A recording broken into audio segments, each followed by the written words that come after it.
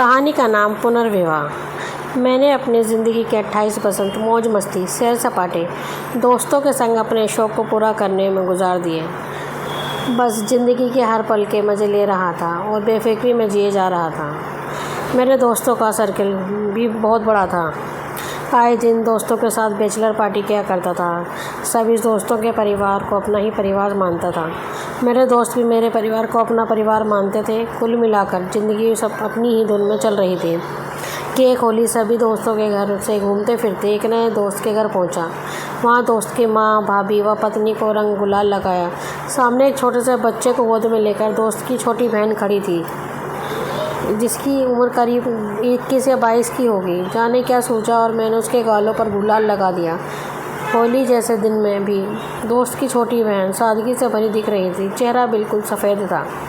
मैंने सोचा कि वह जानबूझकर रंग नहीं खेलना चाह रही है या फिर उसे रंगों से परहेज है। मुझे होली में किसी का सादा चेहरा नहीं भाता था। बस इसी मकसद से रंग और गुलाल से उसके सादे सफ़ेद चेहरे को रंग दिया। दोस्त की बहन रोते हुए अपने चेहरे पर लगे रंगों को धोने लगी। कई बार साबुन से धुलने के बाद भी चेहरे पर रंग लगा ही रहा, जो उसकी खूबसूरती को उभार कर उसे बेहद खूबसूरत बना रहा था। मैं भी एकटक उसे देखे जा रहा था। मेरा इरादा गलत तो नहीं था। वे उस वक्त बेहद खूबसूरत लग रही थी। मेरे जरा से रंग लगाने मात्र से ही उस पर गजब की रौनक आ गई थी। फिर क्या, इतने में वहाँ उपस्थित सारे लोगों के बीच हाहाकार मच गया। दोस्त की दादी, ताई लोग खुसर फुसर करने लगे और मुझे डांटने भी लगे कि क्यों लगाया एक विधवा और एक बच्चे की माँ को रंग। विधवा शब्द सुनते ही होली का सारा उमंग और नशा वहीं टूट गया। मैंने गलती के लिए माफ़ी मांगते हुए कहा, माफ़ कीजिएगा, मुझे सच नहीं पता था। मैंने सोचा लड़की है, शायद बहन होगी। आपके बेटे से मेरी कुछ दिन पहले ही दोस्ती हुई। मैं पहली बार आपके घर आया, इसलिए मुझे कुछ नहीं पता। माफ़ी मांग कर मैं अपने घर चला गया। फिर दिन से रात तक घर से नहीं निकला। दोस्त की बहन का चेहरा और उसकी गोद में छोटी सी 8 माह की बच्ची और उसके परिवार के लोगों द्वारा कहे विधवा शब्द मेरे जहन में घूम रहे थे। होली की रात मैंने कश्मकश में गुजारा। सुबह अपने उस नए दोस्त को फ़ोन कर बुलाया और जब सच्चाई जाना तो मुझे झटका सा लगा। दोस्त ने बताया ग्रेजुएशन करने के बाद बहन के लिए कई रिश्ते आने लगे थे और मेरे बूढ़े और बीमार दादाजी की ख्वाहिश थी कि वह अपनी पोती का विवाह देख ले। इसी आनंद फानन में कई जगह देखने के बाद एक रिश्ता पसंद आया और हम लोगों ने योग्य वर देखकर अपनी इकलौती बहन के हाथ पीले कर दिए। ऊपर से तो सब ठीक था, पर अंदर खोखला निकला। नारियल का ककड़ी तो था नहीं जो अंदर से काट कर देखते। लड़का बहुत भयंकर शराबी और अय्याश किस्म का इंसान निकला। शराब पीकर आए दिन मेरी बहन का पर हाथ उठाता था। मेरी बहन ने हम लोगों को कभी कुछ नहीं बताया। विवाह के महीने भी नहीं गुजरे थे कि मेरी बहन को मार पीट कर घर से गाड़ी लेकर अय्याशी करने के लिए निकला ही था कि रास्ते में सड़क दुर्घटना में उसकी मृत्यु हो गई। जब हम सब बहन के ससुराल पहुँचे तब वहाँ पहुँचे सारे रिश्तेदार पड़ोसी ने लड़के की हरकतों के बारे में बताया। मेरी बहन की गृहस्थी बसने से पहले ही उजड़ चुकी थी। शादी के 20 दिन बाद ही विधवा बन चुकी बहन को हम साथ ले आए। कुछ दिन बाद पता चला कि वे माँ बनने वाली है। हम लोग डॉक्टर के पास ले गए, पर शरीर में हीमोग्लोबिन की मात्रा 53% होने की वजह से उसका अबॉर्शन नहीं हो पाया। मजबूरी में उसे बच्चे को जन्म देना पड़ा। पर वे विधवा होकर भी खुश थी अपने गर्भ में पल रहे नन्ही जान के साथ, क्योंकि वे माँ बनने वाली थी। हम लोगों ने हमेशा उसका साथ दिया। उसने 9वें महीने एक बेटी को जन्म दिया। अपनी बेटी को ही अपनी ज़िंदगी मानती है और अपनी बच्ची के सहारे जी रही है। दोस्त के मुंह से कहे शब्द सुनकर काटो तो खून नहीं वाली स्थिति में आ गया था मैं, हमेशा बिंदास रहने वाला। मैं अचानक से गंभीर हो गया। अब मेरा मन अपने ऑफिस में भी नहीं लगता था। दिन रात दोस्त की बहन की परिकल्पना करने लगा। इतनी कम उम्र में विधवा हो, ऊपर से एक बच्ची की माँ। अकेली कैसे कटेगी उसकी ज़िंदगी?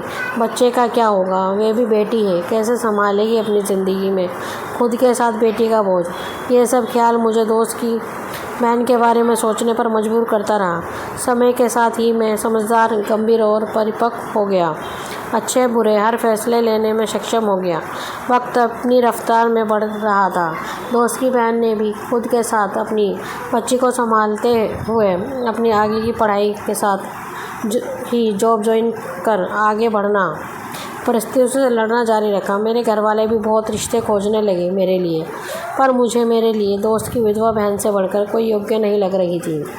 मैं उसे नई ज़िंदगी देना चाहता था, उसके बच्चे को पिता की जगह अपना नाम देना चाहता था। मैंने फ़ैसला कर लिया था न केवल उसे अपना बनाने का और अपनी ज़िंदगी में लाने का, बल्कि उसके बेरंग ज़िंदगी में रंग भरने का। मैंने पहले अपने दोस्त के पास विवाह का प्रस्ताव रखा, फिर उसके घर में काफ़ी विरोध भी हुआ कि विधवा की शादी नहीं हो सकती। काफ़ी मनाने के बाद मैंने अपने दोस्त के घर वालों को मना लिया। फिर दोस्त की बहन से भी बात की, उसने भी काफ़ी ना नुकुर की। फिर मैं उसे उसके वर्तमान और भविष्य के संघर्ष से अवगत कराया। उसने भी अपनी बेटी के भविष्य को देखते हुए मेरे प्रस्ताव को बहुत मुश्किल से स्वीकार कर लिया। अब एक और संघर्ष सामने था, अपने घर वालों को मनाना। मेरे घर वाले अपने कुंवारे बेटे के लिए विधवा बहू और साथ में एक बच्ची को लाने के लिए बिल्कुल भी राज़ी नहीं थे। एक छोटे शहर में रहकर सबकी सोच बदलना मेरे लिए भी कठिन था, पर मैंने हिम्मत नहीं हारी। लगभग 2 से 3 साल की कोशिश में सब कुछ ठीक कर लिया और सादगी से हमारा विवाह मंदिर में संपन्न हुआ। मेरे कुल के लगभग 100 और दोस्त के कुल के लगभग 30 लोग ही विवाह में सम्मिलित हुए और हिंदू रीति रिवाज के तहत हम विवाह बंधन में बंध गए। मैंने उसे मंगलसूत्र पहनाया और उसके मांग में सिंदूर भरा। खूबसूरत तो वो थी ही, मेरे सिंदूर के रंग से ही उसका चेहरा और ज़्यादा खूबसूरत हो गया। मुझे सिंदूर लगाने के बाद वह पहली मुलाकात याद आ गई, जब मैंने उसके सादे से सफ़ेद चेहरे पर होली का रंग लगाया था। आज मैं फिर से उसके जीवन को अपने सिंदूर के पक्के रंगों से हमेशा के लिए रंग कर उसे अपना बना ही लिया। हमारी शादी को 7 वर्ष हो गए, हमारा परिवार भी पूरा हो गया। एक बेटी पैसा लाई थी, एक बेटा भी आ गया। हम लोग काफ़ी खुश हैं एक दूसरे के साथ। आज मैं गर्व से कह सकता हूँ कि वो मेरी पत्नी है, अर्धांगिनी है, मेरे बच्चे की माँ है, घर की नींव है, हमारी केयर टेकर है, साथ ही साथ एक कुशल गृहिणी है। अर्थशास्त्र से PhD के साथ ही एक लेखिका और प्रोफेसर भी है। उसने समय समय पर अपने हुनर के पंख फैलाकर, ऊंची उड़ान भरकर, सम्मान पाकर हमेशा ही मेरा सिर गर्व से ऊँचा किया है। कभी कभी मन ही मन गाता हूँ, गुनगुनाता हूँ, ये कहाँ आ गए हम यूँ ही साथ चलते चलते, तेरी बाहों में जानम मेरे जिस्म जहाँ पिघलते। दोस्तों, आपको ये कहानी कैसी लगी प्लीज़ कमेंट में हमें ज़रूर बताएं। अगर कहानी पसंद आई है तो हमारे चैनल को लाइक एंड सब्सक्राइब करें और बेल आइकन दबाना ना भूलें। धन्यवाद।